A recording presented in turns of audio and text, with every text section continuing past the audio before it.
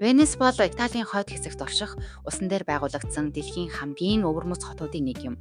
Сувгууд, чулуун гүүрнүүд, гондола завь, олон зууны түүхэн барилгуудаараа алдартай энэ хот дундад зууны үед дэлхийн хамгийн хүчрхэг худалдааны төвүүдийн нэг байжээ.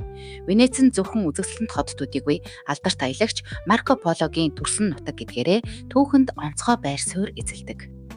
Марко Поло 13 дугаар зуунд Венецээс аяллаа эхлэн торгоны замаар дамжин Аз төв хүрч Хятадын Юан улсын хаан Хувлай хааны ордонд олон жил амьдарсан гэдэг. Марко Пологийн тэмдэглэлүүдийн ачаар Европчууд Хятад, Монгол, энэтхэг зэрэг орны талаар илүү их мэддэг болжээ. Венецийн хамгийн алдартай газруудад Сент Маркс Square, Rialto Bridge, мөн Сент Маркс Базилика багтдаг. Жуулчид мөн гондола завьаар сувгаар аялж романтик уур амьсгалыг мэдрэх дуртай. Өнөөдөр Венец нь урлаг, түүх, аялал жуулчлалын дэлхийн хамгийн алдартай хотуудын нэг хэвээр байгаа юм.